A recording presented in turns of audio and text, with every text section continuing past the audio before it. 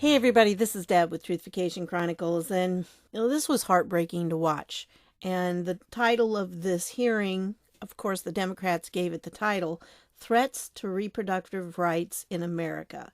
And this was the House Judiciary Committee that did this, one of the subcommittees. And even though it was a subcommittee, Jerry Nadler had to sit in on it and make his voice known, which was really annoying. And I'm obviously not going to play it all for you. It really, honestly, didn't last all that long, about an hour and a half maybe. This is a panel that you see in front of you.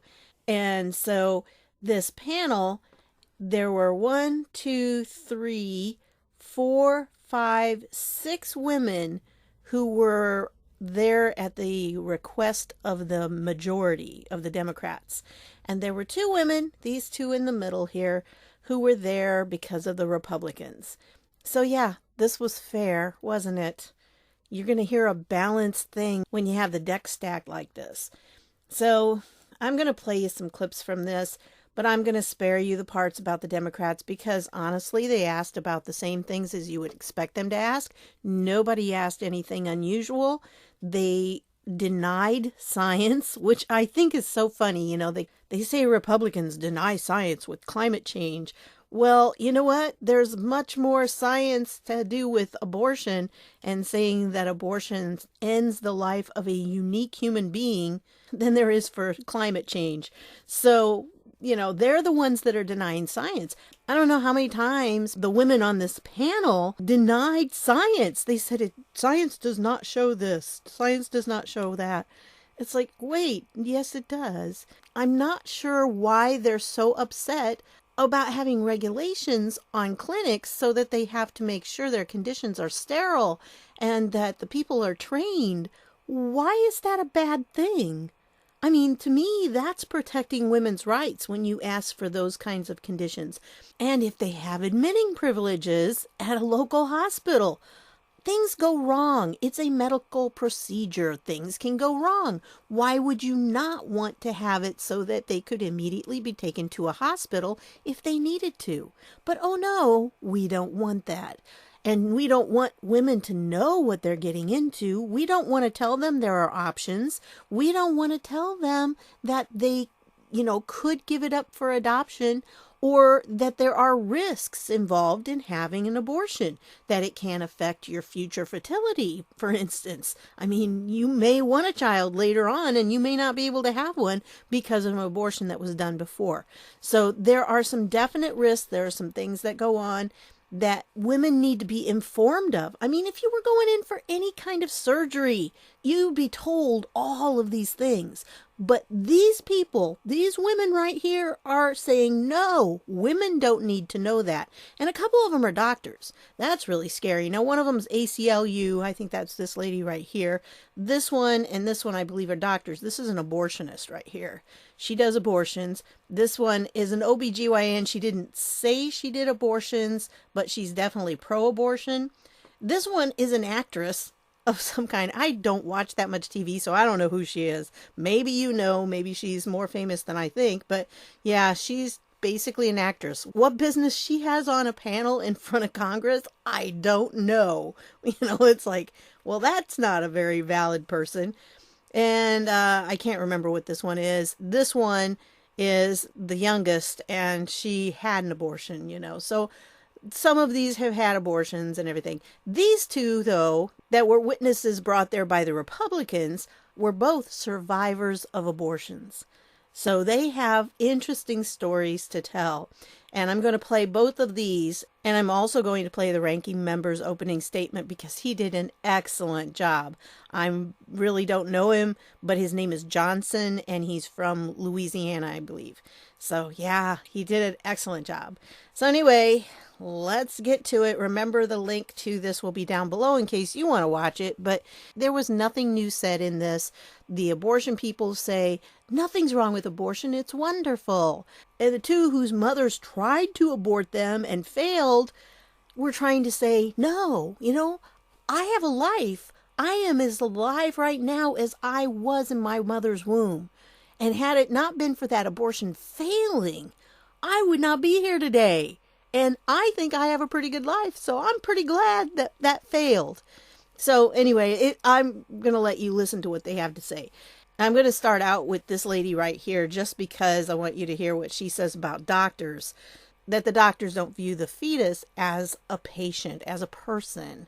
And really, if you listen to this whole thing, I was very struck by how all these women from the left, when they were talking about someone having an abortion, they said, the person who has an abortion. Okay, I got news for you, girls. Only a woman is going to have an abortion. So why are you saying the person instead of the woman? I think it's just dehumanizing in a lot of ways. It's obvious it's going to be a person. I was also very struck by how they kept referring to the LGBTQ whatever community. And it's like, well, no, wait, last I knew, if you put two lesbians together, unless there's some outside influence, you're not going to have any problems with babies, so you shouldn't need an abortion, right? I don't know. I can't understand why that would need to be pointed out so many times and why it would need to be separate, because it seems to me like the law would be the law. And if Roe v. Wade is upheld, then it would apply to all women. So I'm not sure why they would need to add in that extra emphasis on that community. But yeah, they're very, very scared that Roe v. Wade is going to be overturned. They loathe Kavanaugh. Okay, they even have to talk about him. He lives in their brain. He really does.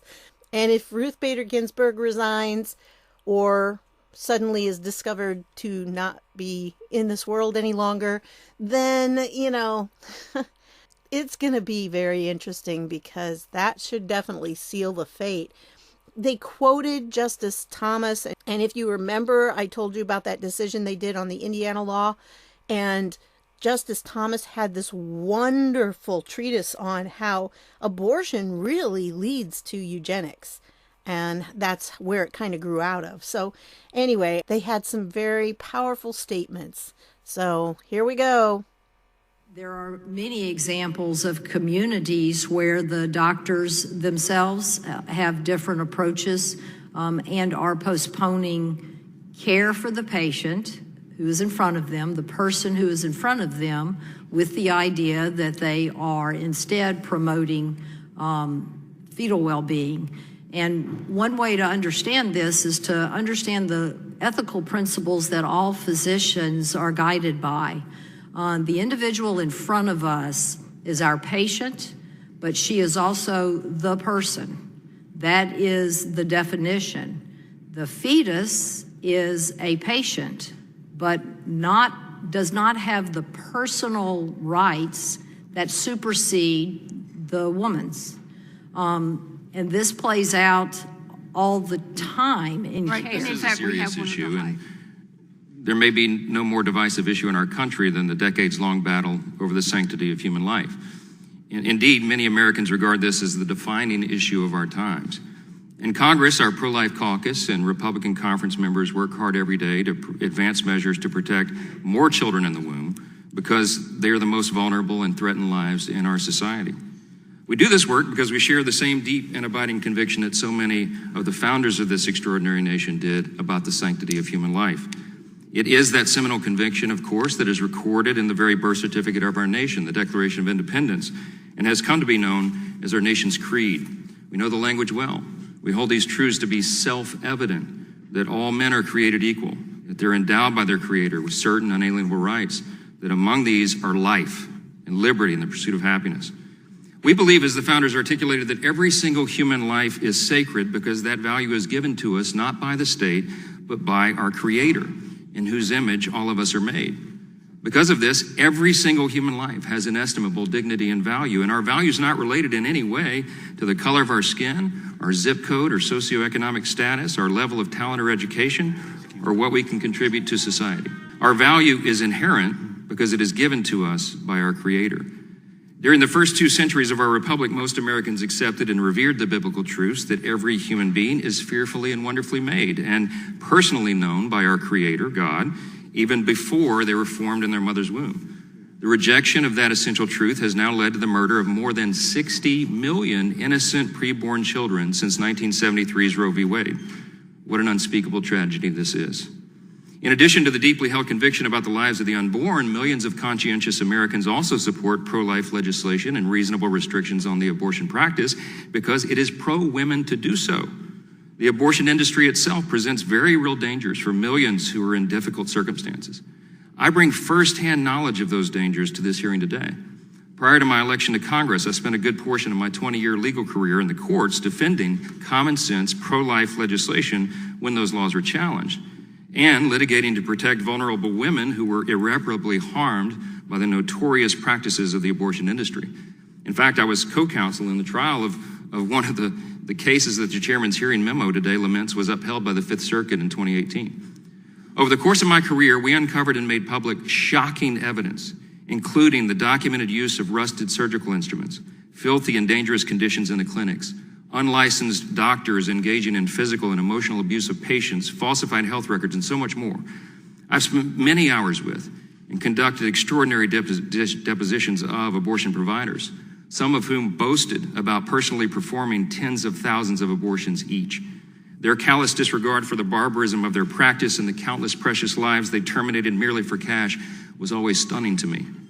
To so many of these abortion providers, women are merely objects and a source of revenue, and state health and safety regulations put in place to protect those vulnerable women are mere nuisances to be blatantly ignored.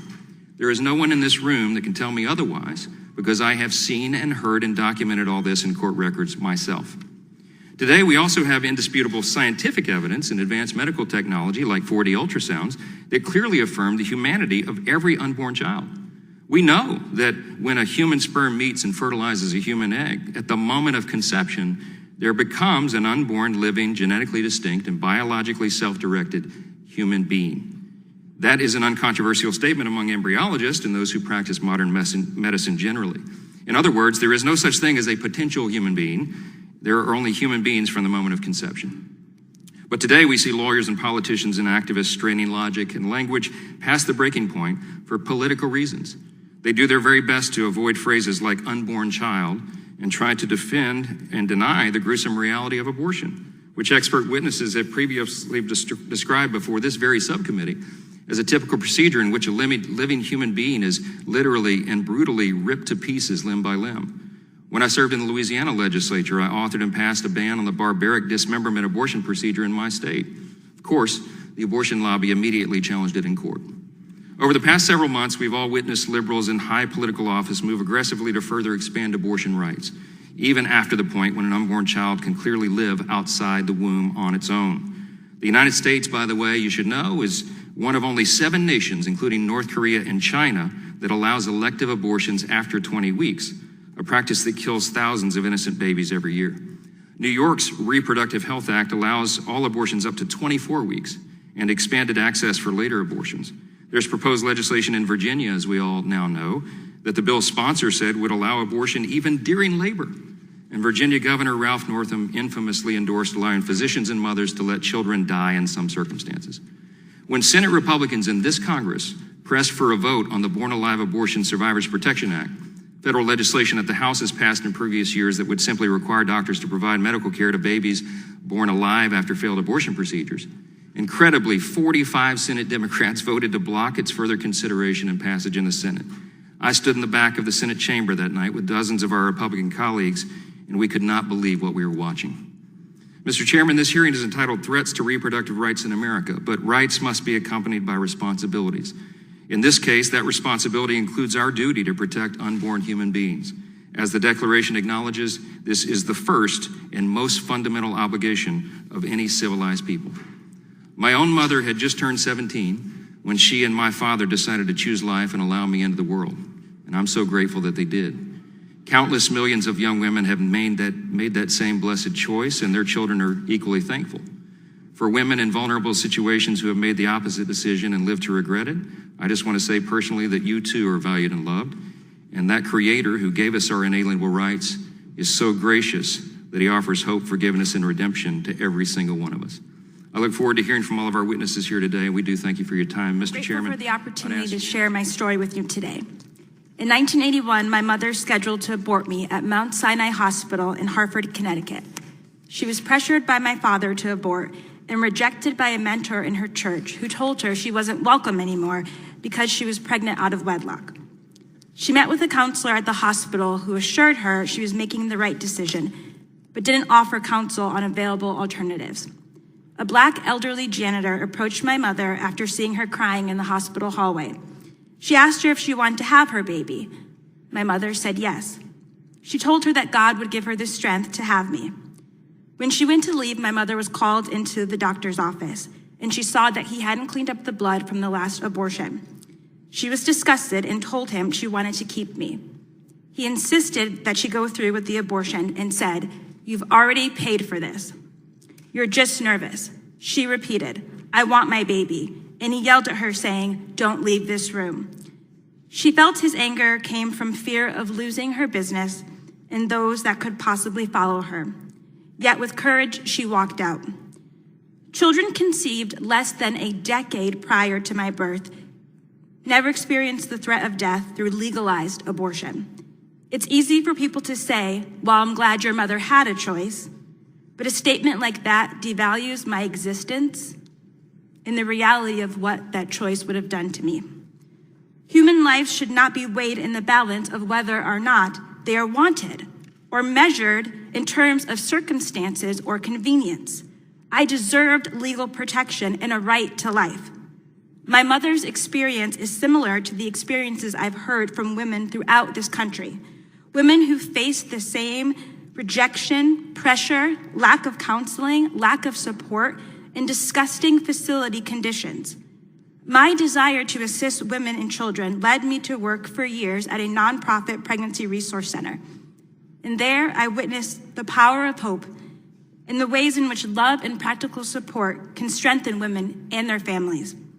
2 years ago, I had a profound experience while visiting the National Museum of African American History. I was reminded of the ways Black Americans were denied the right to equal protection and due process, treated as property, and dehumanized because of the color of our skin. The museum memorialized the many ways Black Americans have been unjustly targeted and killed for centuries. And while I rejoice over the progress that we've made as people of color, an ache remains in my heart because of the denial of equal protection and due process to another class of people, the baby in the womb. The sacrifices my ancestors suffered to achieve the civil rights I enjoy today are not able to protect future generations because of legalized abortion. I'm burdened that the 14th Amendment, which gave us liberty, was unjustly used to invent a supposed right to destroy a human life. Sojourner Truth in her day said, "Am I not a woman?" And in mine I say, "Am I not a person?" Abortion is not a victimless act. We just can't hear the voices of those who have been silenced and discarded. Roe v. Wade rendered 60 million lives unworthy of legal protection and has led to the deaths of 20 million Black babies since 1973.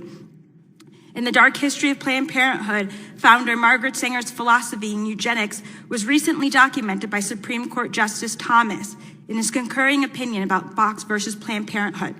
And today, an increasing number of Black Americans recognize this eugenic population control philosophy that is having a genocidal impact. 78% of Planned Parenthood surgical facilities are located in Black and Latino neighborhoods, and Black women such as Cree Irwin, Lakeisha Wilson, and Tanya Reeves have lost their lives at the hand of an abortion industry that offered them substandard medical care. Others have left by ambulance, suffered botched procedures, and been left with physical and emotional scars. And we're tired of the targeting and the lies that abortion is an answer to our challenges. As a pro-life feminist, I support bodily autonomy, but abortion impacts two bodies. I am a unique individual, and just as my heart is beating today, it was beating inside of my mother's body. I was not just a part of her body. And liberation never comes through oppressing other human beings. Roe v. Wade was built on lies that Norma McCorvey spent her entire life trying to correct. We can love both women and children and strive for a society that treats us all with the dignity we deserve. And this is true empowerment. As the now famous saying goes, women's rights are human rights. I'm here today to give a face and a voice to women whose rights are not just being threatened, but have been under attack for the past 46 years in our country and are clearly being even more heavily threatened as abortion throughout all 9 months of pregnancy with no restriction are being introduced and celebrated in states like New York, Illinois, and now Nevada. Today, you've heard countless stories already about how abortion is a difficult yet necessary decision, how every woman has a fundamental right to abortion. Every story is important. Every experience deserves to be heard. However, when we hear the stories about abortion, this narrative is woefully one-sided. Our culture has been inundated with messaging in which abortion controls the narrative. Yet largely ignored in this abortion narrative that is woven so skillfully throughout our culture, behind even the words in the title of this hearing, reproductive rights, are stories buried beneath the narrative of abortion that has been sown since Roe versus Wade. Is there space for stories like mine, women who are alive today after surviving failed abortion procedures? For stories like my biological mothers who have been coerced or forced into an abortion? Do we ever create space for the stories of women who regret their abortions? The most important stories, though, are those that you will likely never hear. The stories of the little girls who will never live outside of the womb. In all of this discussion about women's rights, some lose sight of the fact that without the right to life, there are no other rights. This is the greatest human rights issue we're facing as a country. And I'm here to tell you that in August of 1977, that's when the attack on my human rights began. My biological mother, as a 19-year-old college student, had a saline infusion abortion forced upon her by her own mother, a prominent nurse in their community, with the help of her friend and colleague, the local abortionist, Dr. Kelberg. That abortion procedure involved injecting a toxic salt solution into the amniotic fluid surrounding me in the womb. It was meant to poison and scald me to death. I soaked in that toxic salt solution over a 5-day period as they tried time and time again to induce my birth mother's labor with me. When I was finally expelled from the womb on that 5th day of the abortion procedure, my arrival into this world was not so much as a birth, but an accident, a live birth after a saline infusion abortion. My medical records actually state a saline infusion for an abortion was done, but was unsuccessful. This record is available to you to review, along with some other records that talk about how a complication of my birth mother's pregnancy was a saline infusion. Despite the arguments being made that people like me don't exist or that children aren't left to die after failed abortions, I need you to listen to the words of a nurse who I've been connected with who was there that day.